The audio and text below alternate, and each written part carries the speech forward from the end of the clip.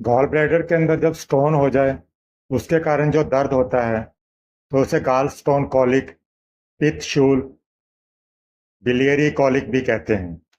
मैं डॉक्टर जे एस रंधावा। इस वीडियो के अंदर हम लोग गॉल ब्लैडर स्टोन के बारे में, उनके प्रकार, कारण और उनके क्या सिम्टम्स हैं और उनका क्या होम्योपैथिक उपचार हम सिम्टम्स के हिसाब से करते हैं उसको विस्तार से जानने की कोशिश करते हैं। ये जो बीमारी है ये भी एक लिवर की बीमारी के अंदर ही आती है, क्योंकि गॉल ब्लैडर जो है वो भी लिवर के साथ ही जुड़ा हुआ होता है। और लिवर के जो मेरे अलग से वीडियोस हैं आप उनको भी देख सकते हैं। जो गॉल ब्लैडर है उसकी वजह उसके अंदर अगर स्टोन्स पैदा हो जाएं तो उसे गॉल ब्लैडर स्टोन कहते हैं। और ये एक हो सकता है, 10 हो सकते हैं, 100 हो सकते हैं और 1000 भी हो सकते हैं। और ये सब इसके साइज ऑफ स्टोन के हिसाब से ही होता है। इसका आकार अगर बहुत बड़ा है तो वो एक भी हो सकता है, और कई बार ये बालू के दाने या उससे भी महीन दानों के अंदर होता है तो भी ये इनकी संख्या बहुत ज़्यादा हो जाती है। कितनी बार देखा गया है कि ये सभी जो पत्थर हैं कई बार ये कुछ भी हानि नहीं पहुंचाते जब तक ये कई बार गॉल ब्लैडर के अंदर ही हैं। जब ये वहाँ से हिलते हैं या कॉमन बाइल डक्ट के अंदर आते हैं तो ये तकलीफदायक होते हैं। अगर पथरी बहुत छोटी है तो ये कॉमन बाइल डक्ट के राह से छोटी आंत के अंदर प्रवेश कर जाती है और लैट्रिन के थ्रू निकल जाती है, और कई बार रोगी को मालूम भी नहीं पड़ता कि उसकी पथरी निकल गई है। कॉमन बाइल डक्ट किसे कहते हैं, मैं इसको थोड़ा विस्तार में बता दूं कि जो लिवर के डक्ट्स हैं वो 1-1.5 इंच लंबी एक डक होती है जिसे हिपेटिक डक कहते हैं, और जो गॉल ब्लैडर की जो डक होती है वो 2.5 इंच के आसपास होती है, उसे सिस्टिक डक कहते हैं। ये जब दोनों नलियां डक्स आपस में मिल जाती हैं और जो वो कॉमन जगह होती है जहाँ पे ये मिलती हैं जो करीब करीब 3-1 इंच लंबी होती है तो उसे कॉमन बाइल डक्ट कहते हैं, या फिर उसे नॉर्मल भाषा में पित्त नली भी कह देते हैं। ये जो पित्त कोश ब्लैडर से जो पित्त नली निकलकर पित्त नली की जो राह से ये छोटी छोटी डिसेंडिंग पार्ट्स के अंदर जो निकलती हैं, जो ड्यूडेनल के अंदर 3 inch from the pyloric orifice of the stomach में जाके ये ओपन होती हैं। पित्त के जो जो बड़ा उसका जो उपयोग होता है वो पाचन क्रिया के अंदर सहायता पहुंचाता है। यदि पत्थर बड़ा है और पित्त की नली के अंदर प्रवेश कर जाता है तो वो वहाँ पे रास्ता रोक देता है बाइल डक्ट्स के अंदर, और बाइल नॉर्मली स्टमक के अंदर ड्यूडेनम के अंदर प्रवेश नहीं कर सकती, तो जो जो डिस्टेंशन होता है उसके कारण उसे भयंकर तकलीफ होती है। जब तक ये पत्थर कॉमन बाइल डक्ट की राह से ड्यूडेनम के अंदर निकल नहीं जाता तब तक यह दर्द असहनीय उसको होता रहता है। इसे ही पित्त शूल का दर्द, गाल स्टोन कॉलिक, बिलियरी कॉलिक कहते हैं। गाल स्टोन के जो कारण है, जब इसके अंदर असहाय दर्द होता है तो प्रायः ये भोजन के 2-3 घंटे बाद शुरू होता है। इसके अंदर दाहिनी ओर के जो रिब्स हैं उसके नीचे दर्द होना शुरू होता है, समूचे पेट में, ऊपर की तरफ चेस्ट के अंदर, दाहिने कंधे की तरफ, दाहिने हाथ की तरफ ये फैल जाता है। लीवर में भी ये उस रीजन के अंदर भी बहुत ज़्यादा दर्द होता है। लीवर बड़ा हो जाता है, रोगी छटपटाता है, रोता है, नाड़ी उसकी बहुत क्षीण हो जाती है, उसको वॉमिटिंग होती है, शरीर ठंडा पड़ जाता है, पसीना बहुत आता है। दर्द की तकलीफ में कभी कभी वो बेहोश भी हो जाता है। कभी कभी उसे बुखार 102-103 डिग्री सेल्सियस तक भी हो सकता है। जब तक पथरी ड्यूडेनम में नहीं आ जाती तब तक ये उसे दर्द असहनीय होता रहता है, और पथरी के जो आंत के अंदर आते ही उसकी तकलीफ शांत हो जाती है, और जो उसके डिस्टेंशन के सिम्टम्स हैं वो भी बहुत ज़्यादा घट जाते हैं। फिर रोगी थक कर सो सकता है। कितनी बार देखा जाता है कि वॉमिटिंग के बाद भी उसकी तकलीफ घट जाती है।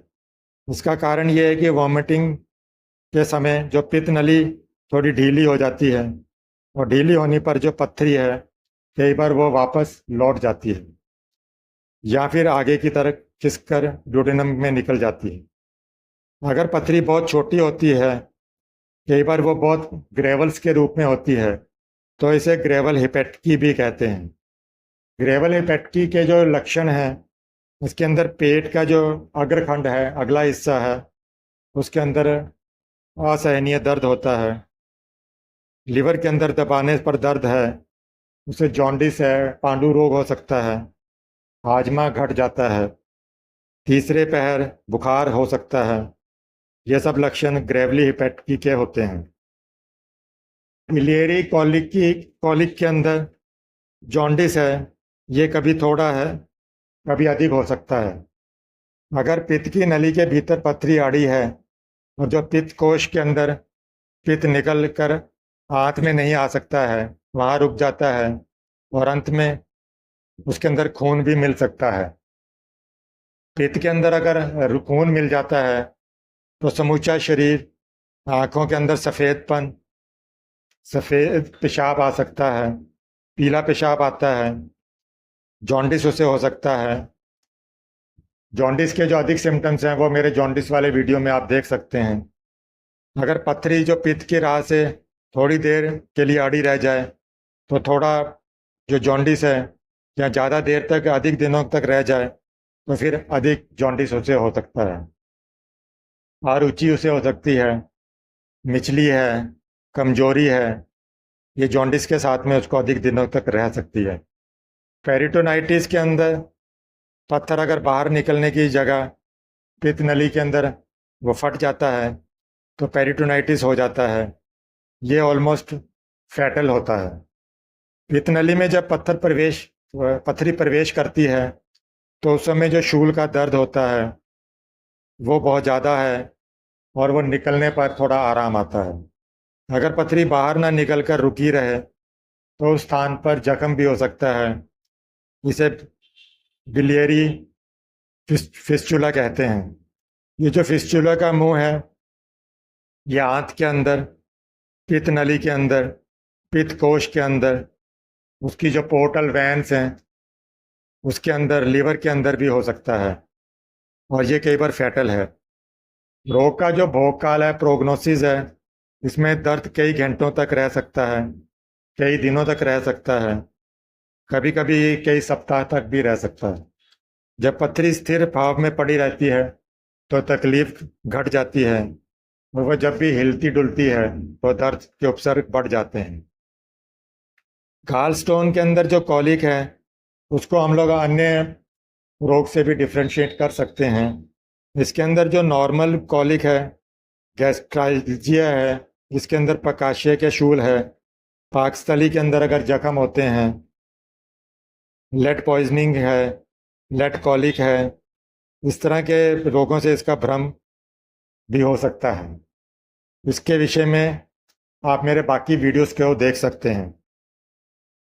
आपको शायद मालूम हो, या इस तरह की जो पथरी है उसके अंदर जो दर्द है वो किडनी स्टोन के कारण भी, रीनल कॉलिक के कारण भी हो सकता है, उससे भी डिफ्रेंशिएट किया जा सकता है। पर जो गाल स्टोन का कॉलिक है वो एकदम भिन्न होता है, क्योंकि इसके अंदर पेशाब के अंदर ज़्यादा प्रॉब्लम नहीं होती है। जो एक्यूट दर्द होता है, इसके अंदर हम लोग क्या क्या पाथ्य कर सकते हैं। इसके अंदर हल्का पौष्टिक डाइट दे सकते हैं उसको। डाइट के अंदर चर्बी वाली चीज़ें, फैट्स वाली चीज़ें कम देनी चाहिए। बहुत मिठाई है, चीनी है, अंडे मांस हैं, वो सब खाना मना होता है। सब्जी, शाक, फूल, फल फूल हैं, ताज़ी चीज़ें हैं, पके हुए फल हैं, उसमें फ़ायदा कर सकते हैं।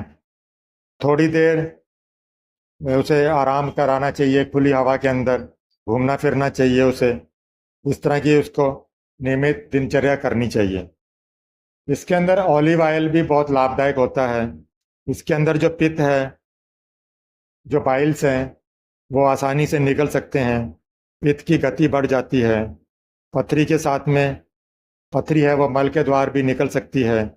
रोज शाम के वक्त आप 3 से 4 चम्मच ऑलिव ऑयल भी ले सकते हैं। उसको गर्म पानी के अंदर दूध के साथ में आप सेवन कर सकते हैं। ग्लिसरीन भी इसमें बहुत अच्छी लाभदायक है।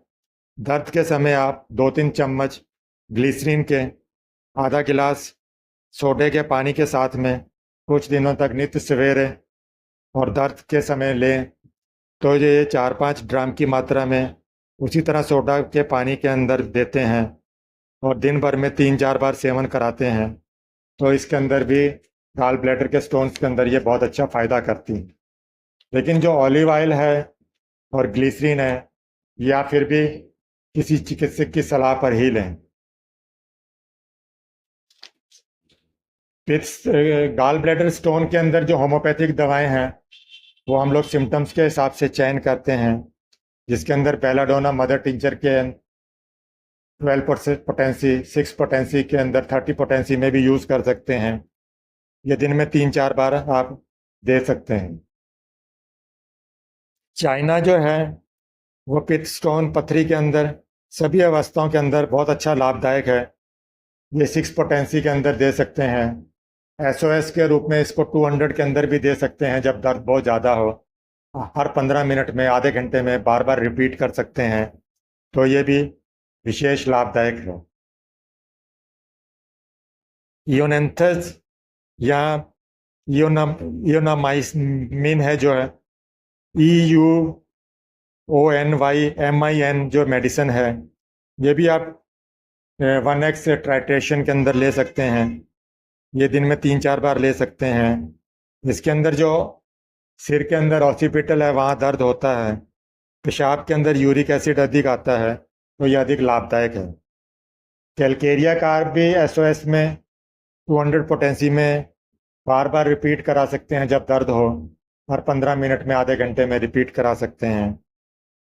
इसको आप क्लोरोफॉर्म मॉर्फिया की तरह उसकी ज़रूरत नहीं पड़ती अगर ये अच्छी तरह से ये इस्तेमाल की जाए। बर्बरिस मदर टिंचर ये पित्त पथरी के अंदर, किडनी स्टोन के अंदर जब पथरी होती है तो वहाँ ये लाभदायक है। और बहुत से जो चिकित्सक हैं वो पथरी के दर्द घटाने के लिए एक ये पेटेंट दवा के रूप में इस्तेमाल करते हैं। दर्द के साथ में अगर कमर के अंदर या दर्द रहता है तो उन लक्षणों के अंदर भी बर्बरिस बहुत अच्छा कार्य करती है। मदर टिंचर की आप 5 से 10 बूंदें हर 15 मिनट के अंदर भी ले सकते हैं। मैं साधारणतः 4-5 दवाएं सिम्टम्स के हिसाब से यूज़ करता हूँ, जिसमें मेथापिप्रेटा है, कैलकेरिया कार्ब है, सरसाप्रेला है, लाइकोपोडियम है और बर्बरिस है। मेथापिप्रेटा जो मेडिसिन है वो 3rd पोटेंसी के अंदर इस्तेमाल होती है। इसकी 1 बूंद आप 4-5 मात्रा हर 15-20 मिनट के अंतर पर दे सकते हैं। कैलकेरिया कार्ब एसओएस के अंदर आप डिस्टिल वाटर के अंदर भी इसको पानी के अंदर मिलाकर उसको शेक करके उसके 2-3 चम्मच हर आधे घंटे में, 15 मिनट में भी दे सकते हैं।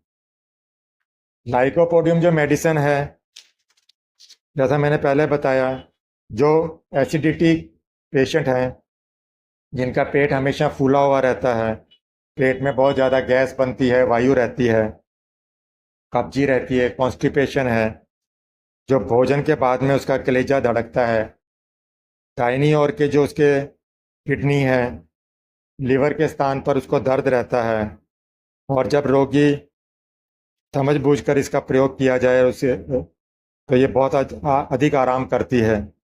पित्त की पथरी के अंदर भी ये और किडनी की पथरी के अंदर भी ये बहुत ज़्यादा कार्य करती है।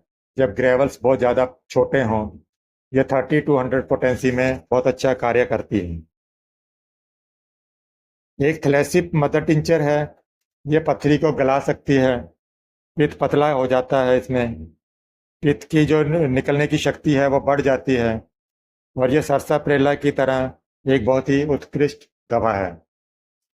ये सब दवाएं आप किसी योग्य होम्योपैथिक चिकित्सक की सलाह पर ही लें। मेरे द्वारा बताई गई दवाइयाँ सिम्टम्स के हिसाब से हैं, लेकिन फिर भी इसको बहुत बारीकी से यूज़ किया जाता है। Thanks for watching my gall bladder stone video.